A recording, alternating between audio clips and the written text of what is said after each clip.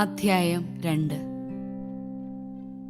അക്കാലത്ത് ലേവി ഗോത്രത്തിൽപ്പെട്ട ഒരാൾ തന്റെ തന്നെ ഗോത്രത്തിൽപ്പെട്ട ഒരു സ്ത്രീയെ വിവാഹം ചെയ്തു. അവൾ ഗർഭം ധരിച്ച് ഒരു പുത്രനെ പ്രസവിച്ചു. ശിശു കോമളനായിരുന്നതിനാൽ അവൾ അവനെ 3 മാസം രഹസ്യമായി വളർത്തി.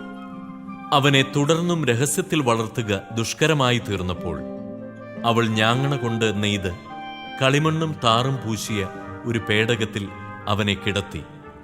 നദീതീരത്തുള്ള ഞാങ്ങണ ചെടികളുടെ ഇടയിൽ പേടകം കൊണ്ടുചെന്ന് വെച്ചു.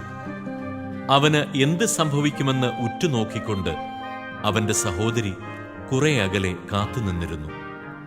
അപ്പോൾ ഫറവോയുടെ പുത്രി വന്ന് കുളിക്കാൻ നദിയിലേക്കിറങ്ങി. അവളുടെ തോഴിമാർ നദീതീരത്തിലൂടെ നടക്കുകയായിരുന്നു. രാജകുമാരി ഞാങ്ങണ ചെടികളുടെ ഇടയിൽ ആ പേടകം കണ്ടു. ഒരു ദാസിയെ അയച്ച് അവൾ അതെടുപ്പിച്ചു. തുറന്നു നോക്കിയപ്പോൾ അവൾ ശിശുവിനെ കണ്ടു. അവൻ കരയുകയായിരുന്നു. അവൾക്ക് അവനോട് അനുകമ്പ തോന്നി. ഇത് ഒരു ഹെബ്രായ ശിശുവാണ് എന്ന് അവൾ പറഞ്ഞു. അപ്പോൾ അവന്റെ സഹോദരി ഫറവോയുടെ പുത്രിയോട് ചോദിച്ചു, നിനക്ക് വേണ്ടി ഈ കുട്ടിയെ മുലയൂട്ടി വളർത്തുന്നതിന് ഒരു ഹെബ്രായ സ്ത്രീയെ ഞാൻ വിളിച്ചുകൊണ്ടുവരട്ടെയോ? ഫറവോയുടെ പുത്രി അവളോട് പറഞ്ഞു, അങ്ങനെ ആവട്ടെ. അവൾ പോയി ശിശുവിന്റെ അമ്മയെ വിളിച്ചുകൊണ്ടുവന്നു. ഫറവോയുടെ പുത്രി അവളോട് പറഞ്ഞു, ഈ ശിശുവിനെ കൊണ്ടുപോയി എനിക്ക് വേണ്ടി മുലയൂട്ടി വളർത്തുക. ഞാൻ നിനക്ക് ശമ്പളം തന്നുകൊള്ളാം. അവൾ ശിശുവിനെ കൊണ്ടുപോയി വളർത്തി. ശിശു വളർന്നപ്പോൾ അവൾ അവനെ ഫറവോയുടെ പുത്രിയുടെ അടുക്കൽ കൊണ്ടുചെന്നു. അവൾ അവനെ പുത്രനായി സ്വീകരിച്ചു. ഞാൻ അവനെ വെള്ളത്തിൽ നിന്നെടുത്തു എന്ന് പറഞ്ഞുകൊണ്ട് അവൾ അവന് മോശ എന്നു പേരിട്ടു. പ്രായപൂർത്തിയായതിനു ശേഷം മോശ ഒരിക്കൽ തന്റെ സഹോദരരെ സന്ദർശിക്കാൻ പോയി.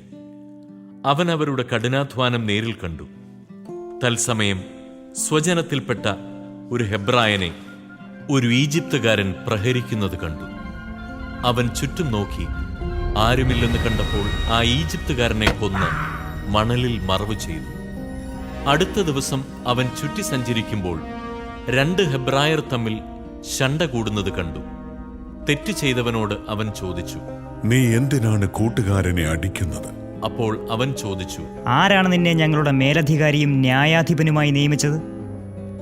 ഈജിപ്തുകാരനെ കൊന്നതുപോലെ എന്നെയും കൊല്ലാനാണോ നീ ഉദ്ദേശിക്കുന്നത്? മോശ ഭയപ്പെട്ടു.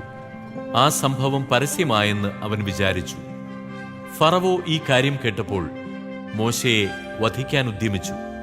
പക്ഷേ മോശ ഫറവോയുടെ പിടിയിൽപ്പെടാതെ ഒളിച്ചോടി മിദിയാൻ നാട്ടിലെത്തി അവിടെ ഒരു കിണറിന് സമീപം ഇരുന്നു. മിദിയാനിലെ പുരോഹിതന് 7 പെൺമക്കളുണ്ടായിരുന്നു.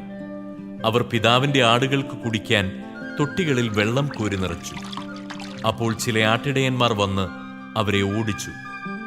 എന്നാൽ മോശ ആ പെൺകുട്ടികളുടെ സഹായത്തിനെത്തുകയും അവരുടെ ആടുകൾക്ക് വെള്ളം കൊടുക്കുകയും ചെയ്തു. അവർ പിതാവായ റെവുവേലിന്റെ അടുക്കൽ മടങ്ങിച്ചെന്നപ്പോൾ അവൻ ചോദിച്ചു, നിങ്ങളിന്ന് നേരത്തെ തിരിച്ചെത്തിയതെങ്ങനെ? അവർ പറഞ്ഞു, ഈജിപ്തുകാരനായ ഒരാൾ ഞങ്ങളെ ഇടയന്മാരിൽ നിന്ന് രക്ഷിച്ചു. അവൻ ഞങ്ങൾക്കു വേണ്ടി വെള്ളം കോരി ആടുകൾക്ക് കുടിക്കാൻ കൊടുക്കുക പോലും ചെയ്തു. റെവുവേൽ ചോദിച്ചു, അവൻ എവിടെ? നിങ്ങൾ എന്തുകൊണ്ട് ആ മനുഷ്യനെ വിട്ടിട്ട് പോന്നു? അവനെ ഭക്ഷണത്തിന് ക്ഷണിക്കുവിൻ. അങ്ങനെ മോശ അവനോടൊപ്പം താമസിക്കാൻ തീരുമാനിച്ചു. അവൻ തന്റെ മകൾ സിപ്പോറയെ മോശയ്ക്ക് ഭാര്യയായി കൊടുത്തു.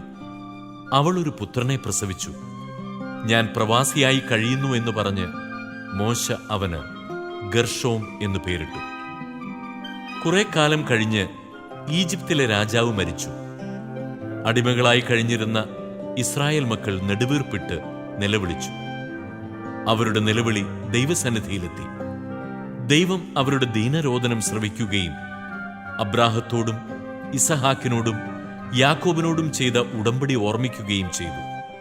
അവിടുന്ന് അവരെ കടാക്ഷിച്ചു. അവരുടെ ദയനീയാവസ്ഥ ഗ്രഹിച്ചു.